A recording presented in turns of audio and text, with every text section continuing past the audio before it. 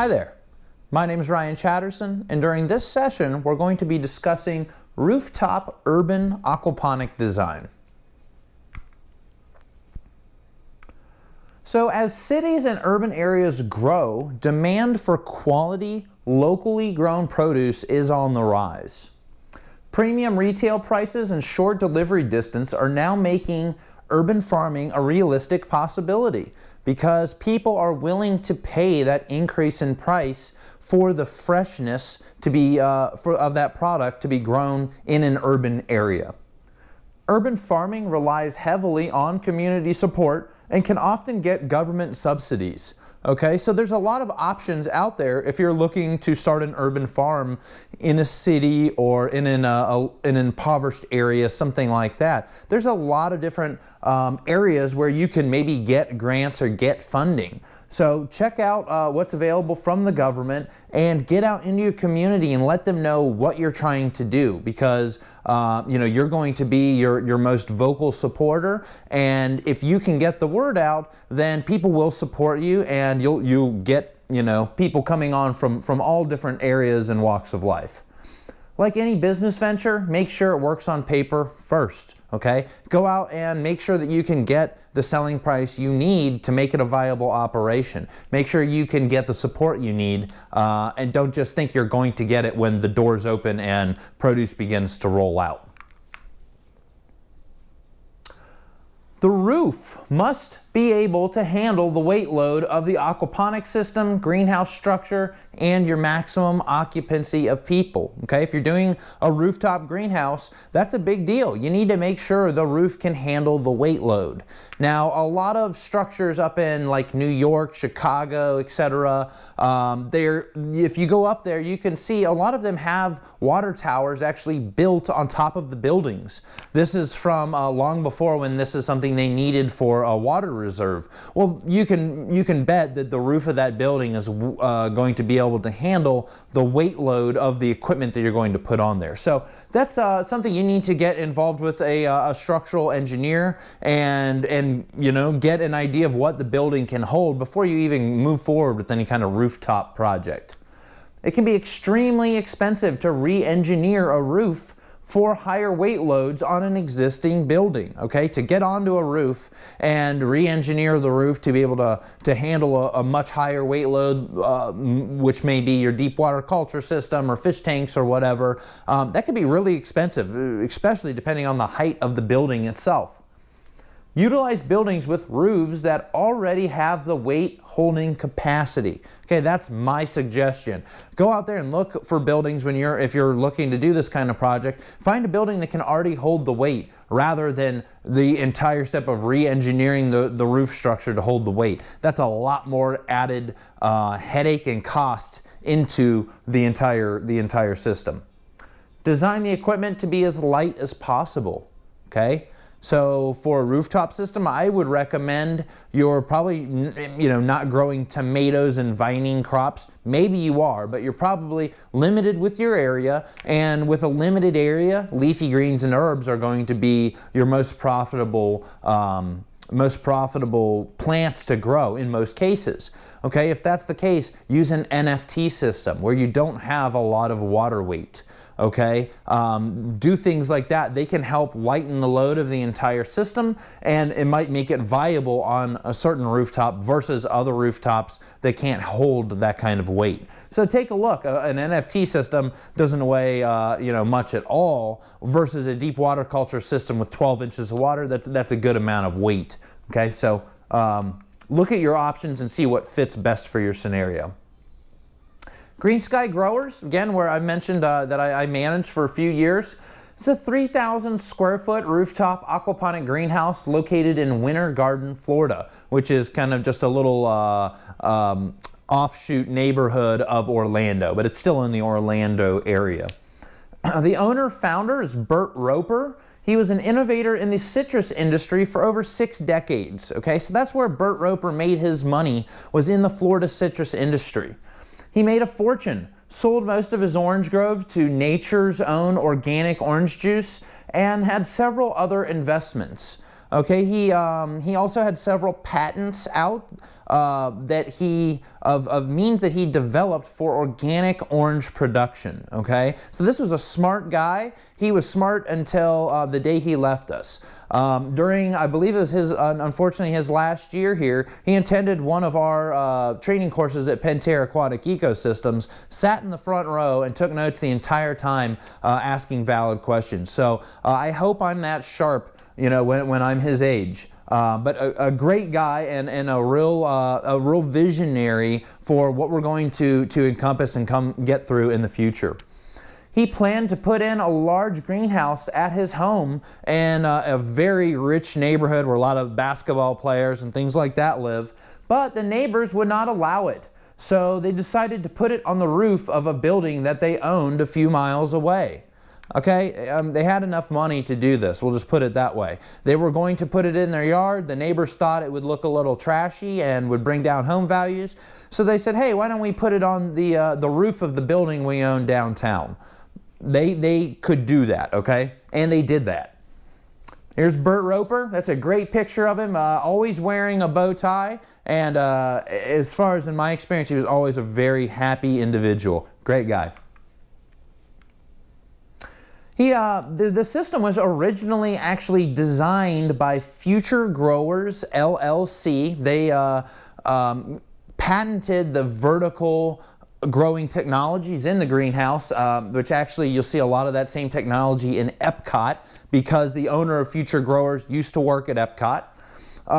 And with Aquatic Ecosystems help on the aquaculture side. So Aquatic Ecosystems installed the aquaculture fish tanks and the units and worked to integrate in with Future Growers' unique plant hydroponic growing machines, or no, what you call them, hydroponic growing equipment.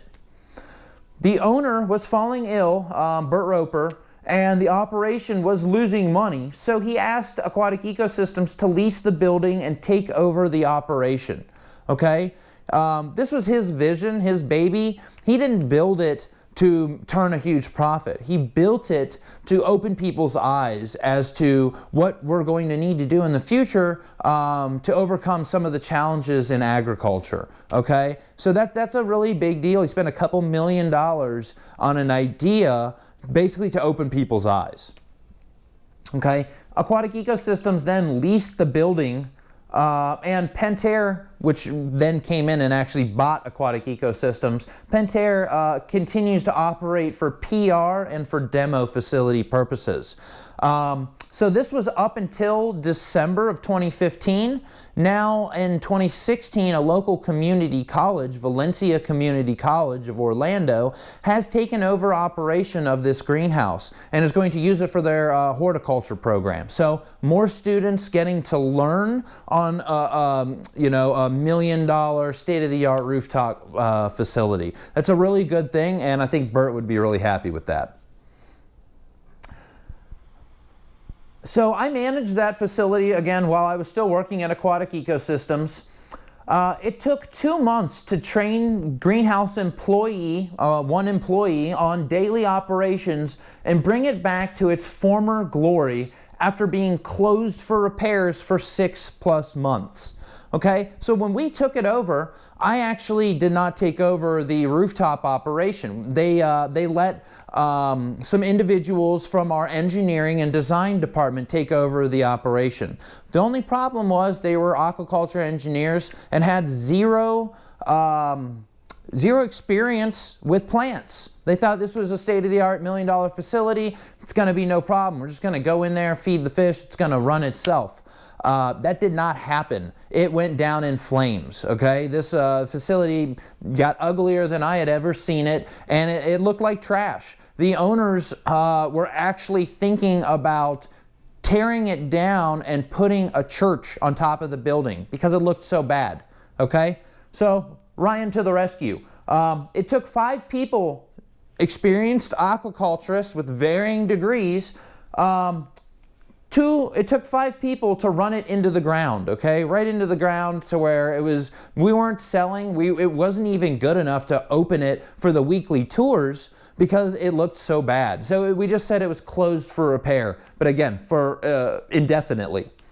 Took 2 people to bring it back. Okay, 1 employee, a girl named Jen that was working there when I started, and also an experienced aquaculturist who did not have plant skills at that time, but she was a good learner, okay? It took 2 people, me and her, to bring this back to life. Project was never financially feasible, but again, the owner did not care. All right, and this was I think the second day that I got control of the facility. It was handed over to me. The other people were kicked out, and they said, Ryan, do your thing, okay? And that's how it happened, all right? It was, Ryan is killing it outdoors. The outdoor system looks better than the rooftop $1 million system. Let's put Ryan in charge and see what he can do. That's how I got this put on my lap, okay? So I had to go ahead and take a picture so no one could rewrite history after he got in there and start talking about how awesome it was and that I really didn't help this facility. Bull, okay? This facility looked horrible. Yeah, there's a little bit of green. All of this stuff is actually running on hydroponic nutrients. It wasn't even running on aquaponics. A little bit of fibbing going on in the greenhouse here. We actually have the control over here to switch everything to hydroponic nutrient solution. But they couldn't even do that, okay? These are cucumber plants. These are tomato plants. Again, I'd like to burn that picture because that looks horrible for all of the equipment and resources that are put into it. Okay, there's another view from the opposite side. All of these are empty because everything was dead, okay? And the track kept breaking, different mechanical issues. Everything was dead. This is the other greenhouse. We had a large floating raft system. Even the little seedlings look horrible. There's a bunch of dying leaves on them, non-uniform growth in some lettuce. This is all hydroponics, no aquaponics in there. Okay? 2 months later, with someone that knows what they're doing, okay? And I didn't get to sit at this facility. This is something I spent about a half an hour to 45 minutes a day at, and my employee carried out the functions that need to be done, okay? She was there full time. Look at the difference in growth, and this is back on aquaponic nutrition, not hydroponic nutrition, okay? This is the difference between knowing what you're doing and following all the rules that I set out and that you've learned through this course, and coming into this with no knowledge of the plant side, only aquaculture, and thinking it's going to run itself. It doesn't. And this is a striking difference to that picture that we saw before. All of the vertical units, full, lush, thriving, okay? That same table, look, we've got nice uniform growth now, multiple varieties of vegetables, spinach, celery, kales, lettuces, dragon fruit, okay? That's the difference. $1 million facility, it's not going to run itself. So now that you have all this information, you need to really pass that on to your employees and educate them well, because they're going to be the ones that are there looking at this every day and solving these problems, okay? This was, the greenhouse was compiled of a north and south greenhouse with a central office. It's a Cravo style retractable roof greenhouse. That's the name brand, really high dollar greenhouse.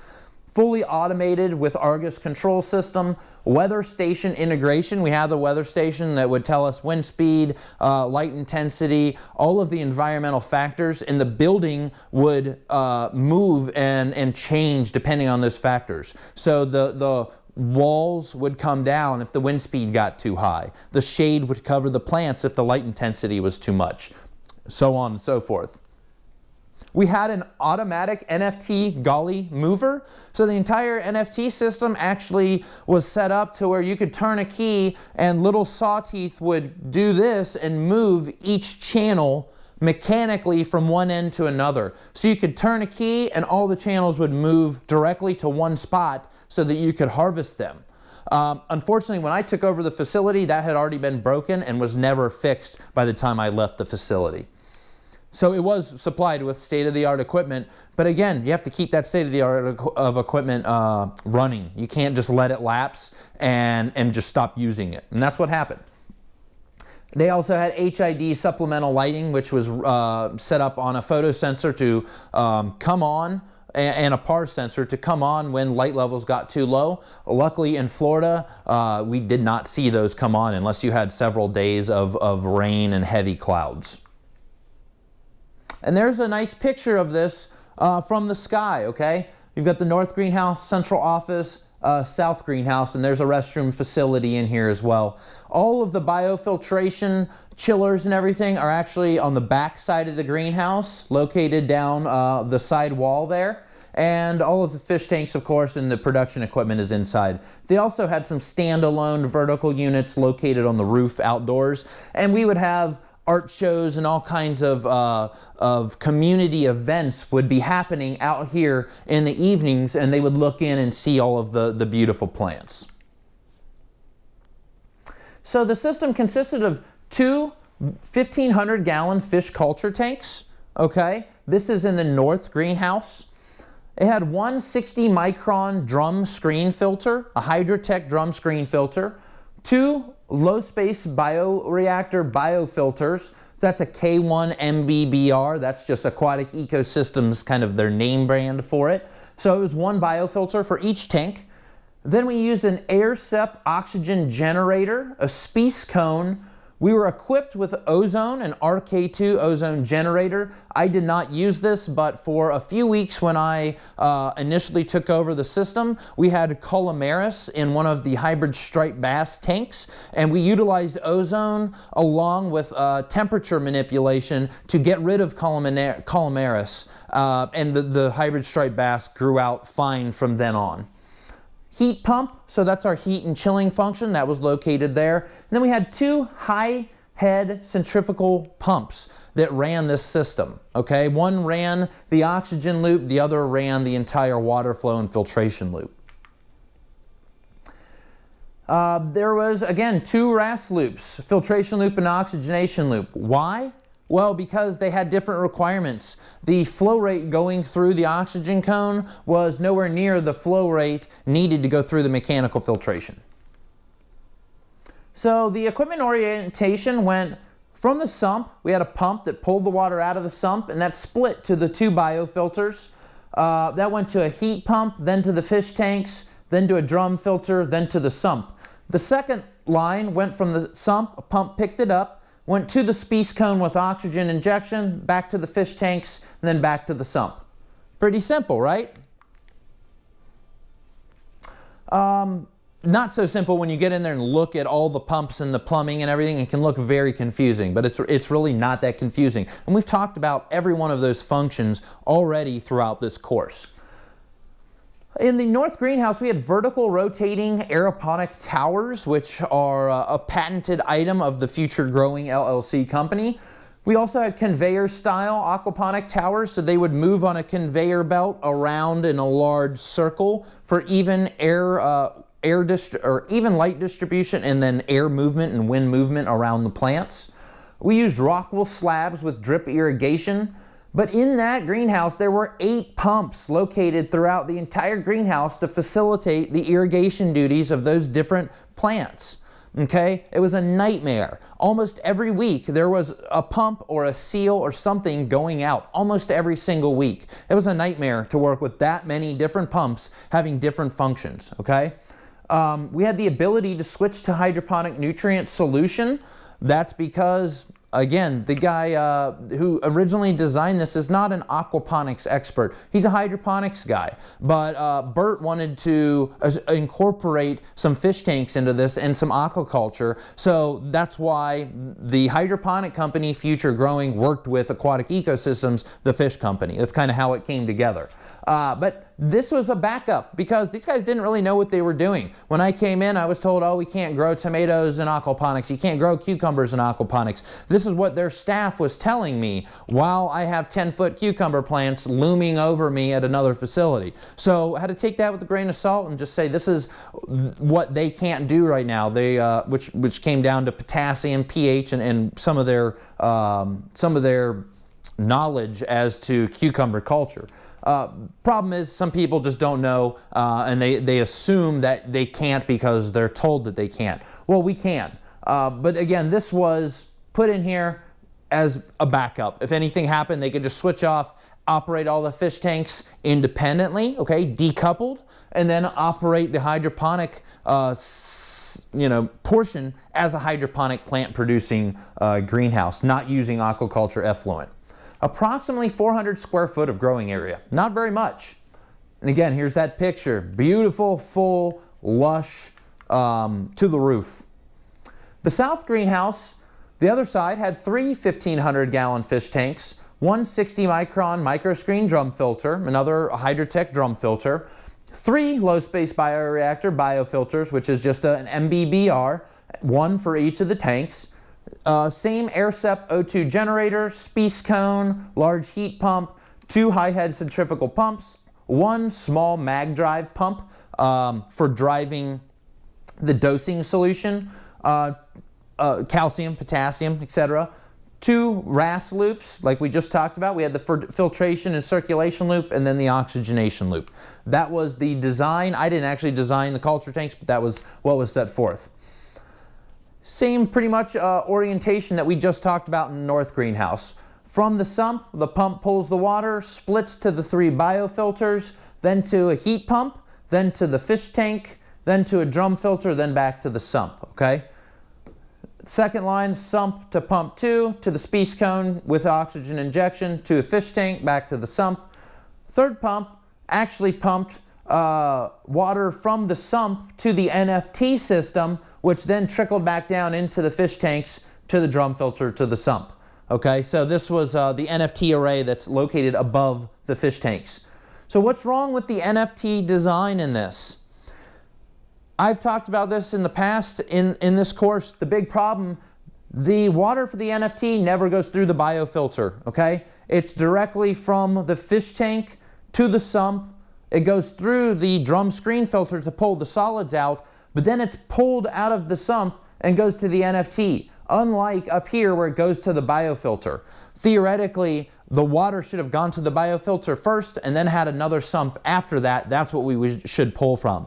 Because we didn't, we had high concentrations of ammonia, so there was high amounts of biofilm that developed in the piping and small diameter tubing going to the NFT trays, which made it a real nightmare to work with because the biofilm constantly clogged up the tubing and meant we had to have a real rigorous maintenance schedule to clean this stuff out so that the tubes didn't clog and kill the entire NFT tray full of plants. So it had 32 NFT gullies holding 22 to 23 plants each, approximately 328 square feet of growing area. There was an 8-foot by 16-foot by 36-inch offline hydroponic deep water culture tank, 36 inches deep, so this is a really deep water culture tank. There was 2 8-foot by 4-foot offline hydroponic seeding tables for the seeds. So they were 2 large tables like I mentioned how to build, but they were just run on hydroponic solution. There were 3 240-gallon offline purge tanks attached to an associated bead filter so that whenever we sold fish, we could actually purge the fish for a few days before we sold them. Now that's not something I've really gone into throughout this course, so I'll talk about it a little bit right now, is that very often when you harvest fish from aquaculture, or maybe even from a wild pond, depending on the water quality, there can sometimes be an off flavor in the fish meat. A lot of this depends on how the person grows the fish, but it's a proven science that there can be off flavor in the meat of aquacultured fish.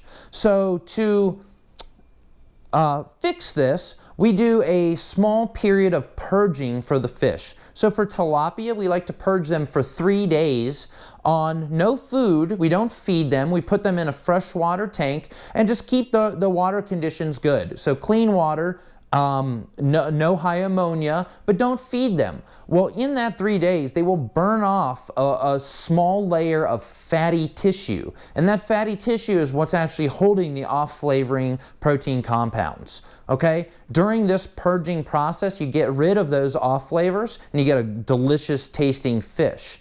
Now, depending on what fish you're growing, that purging process can be different. I've heard of sturgeon taking 3 to 4 weeks to actually purge. Okay, flounder can take a long time to purge. So look at the specific species that you're planning to grow and go ahead and Google purging of that species for aquaculture, and you'll get a maintenance routine on, look, this is the protocol, industry protocol for how to purge this fish. They exist and they're not very hard. And if you have a specific fish you cannot find information on, by all means email me and I will help you to obtain that information. Okay? Don't want to leave that out because that is a small yet important process of growing fish. And you'll get a lot of backyard aquaponic producers that say, I don't need to purge my fish. They taste great as they are. That's great, but science has shown us that there are off-flavor compounds that are created, and you will have a better tasting fish if you go through the purging process. Okay? Okay, and here is the NFT gullies. You can see the 3 1,500-gallon tanks, and we've got the NFT array located right above them for space efficiency reasons. We've got the tanks here, the oxygenation and filtration equipment is all underneath the NFT array here, okay? So beautiful setup, and again, you can see all the lighting and the shade cloth and all the automatic things incorporated there. This is on the back end to show you underneath the NFT trays what it actually looks like.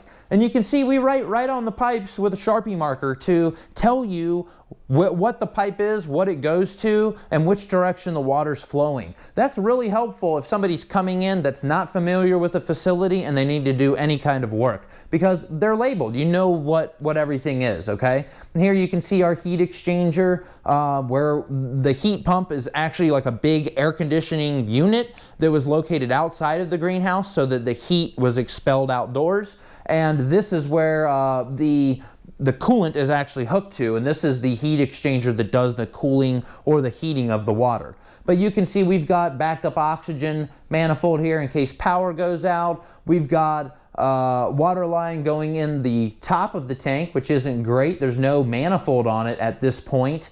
We also have an oxygen line that goes in lower in the tank. But you can see it gets pretty complicated when you get a lot of these processes going. So this is one reason it's kind of important to draw this stuff out first so that you can make sure exactly where each piece of equipment and the plumbing and pipes are going to go. Because you're working on multiple levels. This isn't just one level. You can see you've got pipes here, here, here, here, here. You know, there's multiple levels that happen.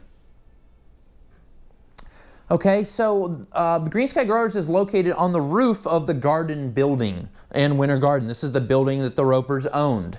And it was reconstructed to hold the weight of the greenhouse and equipment.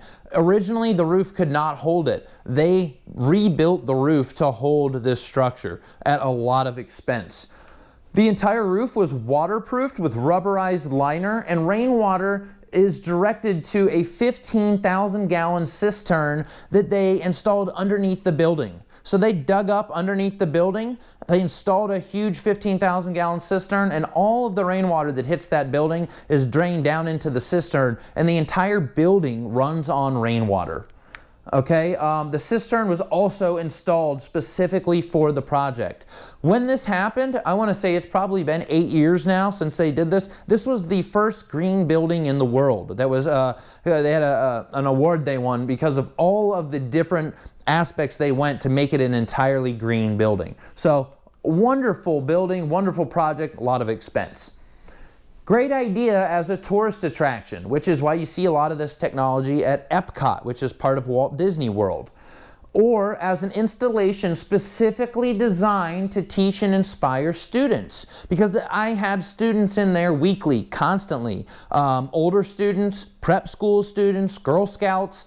Everybody was inspired by seeing the technology and learning where their food came from, okay? It did a lot to inspire people.